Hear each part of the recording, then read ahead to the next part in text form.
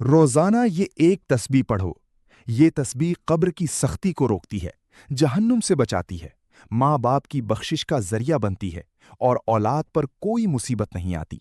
اس کی برکت سے قضا نمازیں معاف ہو جاتی ہیں اور یہ اللہ کو راضی کرنے کا بہترین ذریعہ ہے۔ محترم ناظرین، ایک ایسی تسبیح جو قیامت کی ہولناکیوں کو روک دیتی ہے اور جہنم کی آگ سے بچا لیتی ہے۔ یہ وہ عمل ہے جو اللہ کو اتنا محبوب ہے کہ جس کے نصیب میں آ جائے اس کا رب اس سے راضی ہو جاتا ہے۔ یہ تسبیح وہ عمل ہے کہ اگر ماں باپ دنیا سے جا چکے ہوں تو ان کی قبروں میں روشنی اور مغفرت کا سبب بن جاتی ہے۔ اگر اولاد کسی مصیبت کے دہانے پر ہو تو اس تسبیح کی برکت سے وہ مصیبت دور ہو جاتی ہے، اور اگر کوئی شخص زندگی میں گناہوں سے تھک چکا ہو تو یہی تسبیح اس کا سہارا بن جاتی ہے۔ یہ تسبیح وہ عمل ہے جو مرنے کے بعد قبر میں انسان کا محافظ بن جاتا ہے۔ جب فرشتے سوالات کرتے ہیں تو یہ تسبیح آسانی پیدا کر دیتی ہے۔ جب انسان پل صراط پر چلنے لگتا ہے تو یہی تسبیح اس کے قدموں کو بجلی کی طرح تیز کر دیتی ہے تاکہ وہ لمحوں میں گزر جائے، اور جب جہنم سامنے آتی ہے تو یہی تسبیح دیوار بن جاتی ہے، یہاں تک کہ جنت کے فرشتے بھی اس کے لیے دروازے کھول دیتے ہیں۔ محترم عزیزو، یہ تسبیح عام نہیں، یہ ان لوگوں کے لیے ہے جو سچے دل سے رب کی طرف پلٹنا چاہتے ہیں، جو اپنے اعمال کو بخشوانا چاہتے ہیں، اور جو یہ چاہتے ہیں کہ مرنے کے بعد ان کے ساتھ کوئی ایسی چیز ہو جو سخت مراحل پر ان کا ساتھ دے۔ وہ تسبیح کیا ہے اور وہ عمل کون سا ہے، یہ جاننے کے لیے ویڈیو کو آخر تک دیکھیں، کیونکہ آج ہم آپ کے لیے وہ عمل لائے ہیں جو آپ کو آخرت کی ساری مصیبتوں سے بچائے گا اور دنیا میں آپ کے رزق اور دولت میں اضافہ فرمائے گا انشاءاللہ۔ محترم عزیزو، قیامت کا دن وہ دن ہوگا جب ہر انسان نفسا نفسی کی صدا لگا رہا ہوگا۔ انسان اپنے سگے بھائی کو دیکھے گا مگر پہچاننے سے انکار کر دے گا۔ ماں جو دنیا میں اپنی اولاد کے لیے راتیں جاگا کرتی تھی اس دن اپنے بچے سے بھاگے گی، اور باپ جو اپنی اولاد کے لیے رزق کما کما کر خود بھوکا رہتا تھا اس دن اپنے بیٹے کو دیکھ کر آنکھیں پھیر لے گا۔ اللہ تعالیٰ قرآن مجید میں فرماتا ہے کہ جس دن انسان محترم عزیزو، اس دن کا تصور کرتے ہی دل کانپ جاتا ہے، مگر ہمیں حضور نبی اکرم صلی اللہ علیہ وسلم کی سیرت سے وہ اعمال بھی ملتے ہیں جو انسان کو اس دن کے عذاب اور قبر کی سختی سے محفوظ رکھتے ہیں۔ انہی میں سے ایک عمل وہ بھی ہے جس کا ذکر آج کی اس ویڈیو میں کیا جا رہا ہے۔ امیر المومنین حضرت علی کرم اللہ وجہہ بیان فرماتے ہیں کہ نماز فجر کے بعد نبی اکرم صلی اللہ علیہ وسلم صحابہ کرام کی طرف متوجہ ہوئے اور ارشاد فرمایا، کیا میں تمہیں ایک ایسا عمل نہ بتاؤں جو اللہ کے نزدیک سب سے زیادہ محبوب ہے، جو قیامت کے دن تمہارے لیے روشنی بنے گا، تمہارے گناہوں کا کفارہ ہوگا اور تمہیں جنت کی طرف لے جائے گا؟ صحابہ کرام نے عرض کیا، یا رسول اللہ، ضرور۔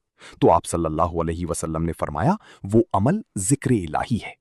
یہ وہ ذکر ہے جس کے لیے قرآن میں فرمایا گیا کہ اللہ کے ذکر سے دلوں کو سکون حاصل ہوتا ہے۔ یہی ذکر دنیا میں انسان کے سینے کو نورانی بناتا ہے اور آخرت میں نجات کا ذریعہ بنتا ہے۔ ایک روایت میں آتا ہے کہ حضرت ابو ہریرہ رضی اللہ عنہ فرماتے ہیں، نبی کریم صلی اللہ علیہ وسلم نے فرمایا، جو شخص صبح کے وقت 100 مرتبہ سبحان اللہ و بحمدہ پڑھتا ہے اس کے سارے گناہ معاف کر دیے جاتے ہیں، چاہے وہ سمندر کی جھاگ کے برابر ہی کیوں نہ ہوں۔ اسی طرح حضرت فاطمۃ الزہرا رضی اللہ تعالیٰ عنہا کو جب مشقت ہوئی تو رسول اللہ صلی اللہ علیہ وسلم نے ان کے لیے کوئی نوکر یا خادم نہیں دیا، بلکہ فرمایا، سونے سے پہلے 33 مرتبہ سبحان اللہ، 33 مرتبہ الحمدللہ اور 34 مرتبہ اللہ اکبر پڑھا کرو، یہ تمہارے لیے خادم سے بھی بہتر ہے۔ محترم عزیزو، ذکر و اذکار صرف زبان کی حرکت کا نام نہیں بلکہ یہ دل کی توجہ کا نام ہے۔ جو لوگ دنیا میں صبح و شام کے اذکار کے پابند ہو جاتے ہیں ان کے چہروں پر نور آ جاتا ہے، ان کی زندگی میں سکون آتا ہے اور ان کے گھروں میں خیر و برکت کا نزول ہونے لگتا ہے۔ یہی ذکر موت کے بعد قبر میں انسان کا ساتھی بن جاتا ہے۔ حضرت برا بن عازب رضی اللہ عنہ سے روایت ہے کہ نبی کریم صلی اللہ علیہ وسلم نے فرمایا، جب بندے کو قبر میں رکھ دیا جاتا ہے اور وہ اپنے ساتھیوں کی جوتوں کی آہٹ سن رہا ہوتا ہے تو اس وقت اگر وہ مومن ہو تو نماز اس کے سرہانے آ جاتی ہے، روزہ دائیں طرف، زکوٰۃ بائیں طرف اور دیگر نیک اعمال پاؤں کی طرف آ جاتے ہیں۔ جب فرشتے سوال کرنے آتے ہیں تو ہر طرف سے یہ اعمال اس کا دفاع کرتے ہیں۔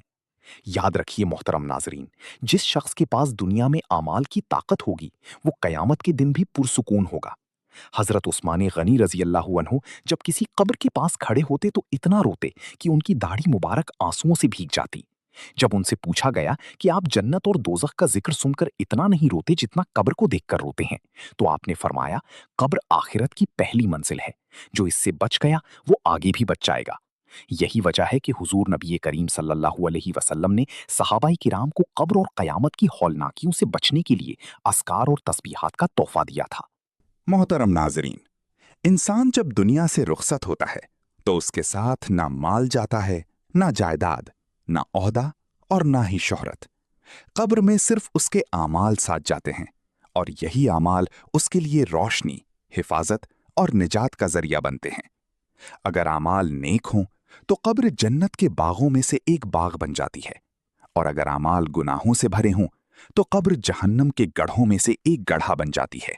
कुरान मजीद में फरमाया गया, हर शख्स को मौत का मजा चखना है और तुम्हें तुम्हारे आमाल का पूरा बदला कयामत के दिन दिया जाएगा।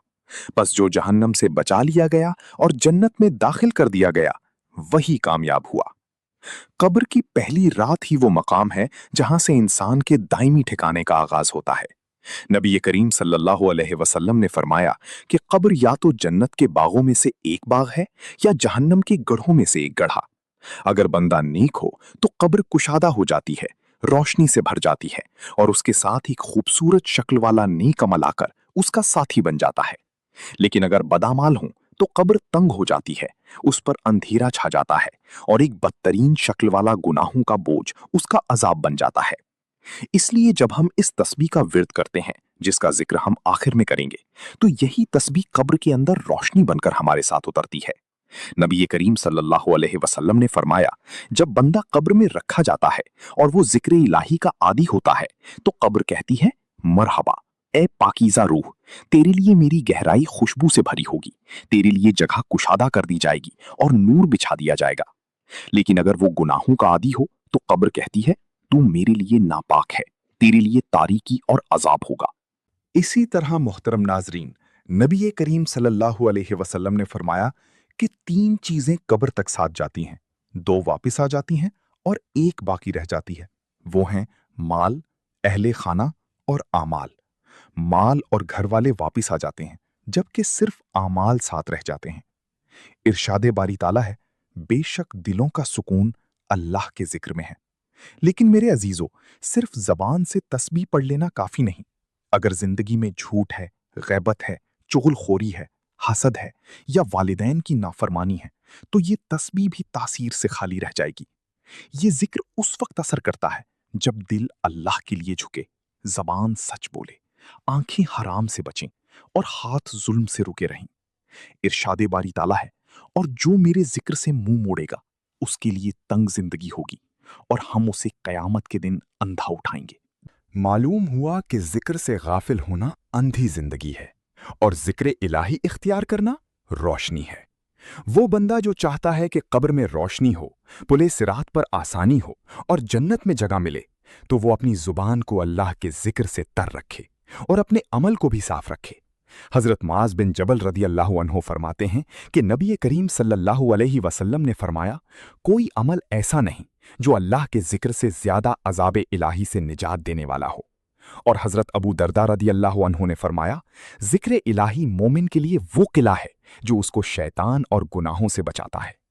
मेरे नाजरीन, क्या हम नहीं चाहते कि हमारी जिंदगी में भी सुकून हो, हमारे बच्चे भी नेक हों, हमारे वालिदैन की मग़फ़िरत हो और हमारी कब्र जन्नत का बाग बने? क्या हम नहीं चाहते कि जब सब हमें छोड़ जाएं तो अल्लाह का जिक्र हमारा साथी बन जाए? तो आओ इस तस्बीह को अपने दिल से, अपने अमल से और अपनी जुबान से अदा करें। इसके लिए कुरान कहता है, बस तुम मुझे याद रखो, मैं तुम्हें याद रखूंगा। जब बंदा अल्लाह को याद करता है तो अल्लाह उसे याद करता है, और जिसे अल्लाह याद करे उस पर मुसीबत का साया नहीं रहता। मेरे नाजरीन, सहाबा कराम रिजवानुल्लाह अलैहिम अजमईन की जिंदगियों पर गौर करें तो पता चलता है कि वो सिर्फ नमाज गुजार नहीं थे, बल्कि वो हर वक्त जिक्र इलाही में रहते थे। हजरत बिलाल रजी अल्लाह अन्हु को अजान की खिदमत मिली क्योंकि उनका दिल जिक्र से भरपूर था। मोहतरम नाजरीन, वक्त की नजाकत समझें, कयामत के आसार हमारे सामने आ चुके हैं। दिन ब दिन दिल सख्त होते जा रहे हैं, रिस्क से बरकत उठती जा रही है, گھروں میں سکون نہیں، قبروں میں روشنی نہیں، دعاؤں میں اثر نہیں، اور ہم پھر بھی غافل ہیں۔ ہم میں سے کتنے لوگ ہیں جو یہ چاہتے ہیں کہ ان کے والدین کی مغفرت ہو، ان کی قبر جنت کا باغ بن جائے، ان کی زندگی سکون سے بھر جائے، اور قیامت کے دن ان کا پل صراط سے گزرنا بجلی کی طرح تیز اور آسان ہو، اور موت کے بعد جب اندھیری رات ہو، قبر تنہا ہو، کوئی ساتھ نہ ہو، تو صرف اللہ کا ذکر ہمارے ساتھ ہو۔ تو آئیں جانتے ہیں آج کی اس بابرکت تسبیح کے بارے میں۔ یہ تسبیح کسی وقت کی پابند نہیں، اور نہ ہی اس کے لیے کسی خاص جگہ کی حاجت ہے۔ اس کو آپ چلتے پھرتے، اٹھتے بیٹھتے، نیند سے جاگتے یا سوتے وقت، یا نماز کے بعد، جب بھی جہاں آپ کو وقت ملے پڑھ سکتے ہیں۔ بس نیت صاف ہو، دل اللہ کی طرف جھکا ہو، توجہ ہو، اور اللہ پر کامل یقین ہو، تو انشاءاللہ یہ تسبیح ہماری زندگیوں کو تبدیل کر دے گی۔ سب سے پہلے نبی کرم صلی اللہ علیہ وسلم کی خدمت میں درود پاک کا نذرانہ پیش کرنا ہے، کیونکہ ہر نیکی کی ابتدا درود سے ہوتی ہے۔ میرے ساتھ حصول ثواب کے لیے درود ابراہیمی ایک بار پڑھ لیں۔ اللہم صلی علی محمد وعلی آل محمد کما صلیت علی ابراہیم وعلی آل ابراہیم انک حمید مجید۔ اللہم بارک علی محمد وعلی آل محمد کما بارکت علی ابراہیم وعلی آل ابراہیم انک حمید مجید، تاکہ آپ محفوظ رہیں، پل صراط سے بجلی کی طرح گزر جائیں، اور اللہ رب العزت کا قرب حاصل ہو۔ تو اس تسبیح کو اپنا معمول بنائیں، خود بھی پڑھیں، اور زیادہ سے زیادہ لوگوں تک اس ویڈیو کو شیئر کریں، تاکہ وہ بھی اس روحانی خزانے سے فیضیاب ہوں اور آپ کو بھی صدقہ جاریہ کا ثواب ملے، کیونکہ علم اور ذکر کو پھیلانا دین کا کام ہے، اور اس کا اجر بہت عظیم ہے۔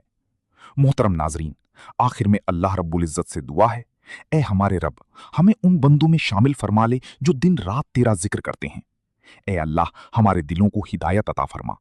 اے اللہ، ہمارے والدین پر رحم فرما، ان کی قبروں کو نور سے بھر دے، ان کی گناہوں کو معاف فرما، ان کے درجات بلند فرما، اور ان پر عذاب قبر نازل نہ ہونے دے۔ اے اللہ، جس طرح ہم نے ان کی زندگی میں خدمت کی کوشش کی، اسی طرح ہم ان کی بخشش کی التجا کرتے ہیں۔ اے اللہ، ان کے صدقے ہمیں نیک اور فرما بردار اولاد بننے کی توفیق دے۔ اے پروردگار، ہمیں قیامت کے دن کی ہولناکیوں سے محفوظ فرما، جب سورج سروں پر ہو، جب ماں باپ اپنے بچوں کو بھول جائیں، جب ہر انسان نفسا نفسی میں ہو، تو اس دن ہمارا دامن اپنے کرم سے بھر دے۔ اے اللہ، ہمیں عذاب قبر سے بچا جو اندھیری اور تنہا کوٹھڑی ہے۔ اے رب، ہمیں ایسا ذکر عطا کر جو اس اندھیری میں چراغ بن جائے۔ اے اللہ، ہمیں پل صراط سے بجلی کی طرح گزار دے، ہمیں جہنم کی لپیٹ سے بچا، اور ہمیں جنت الفردوس میں اپنے پیارے نبی صلی اللہ علیہ وسلم کا ساتھ نصیب فرما، اور ہمیں ان لوگوں میں شامل فرما جو تیرے محبوب بندے ہیں۔ محترم ناظرین، آخر میں آپ سے گزارش ہے کہ اللہ رب العزت کے بابرکت ناموں میں سے ایک نام کامنٹس میں حصول برکت اور ثواب کے لیے تحریر فرما دیں۔ اللہ رب العزت ہم سب کا حامی و ناصر ہو۔ جزاک اللہ خیرہ۔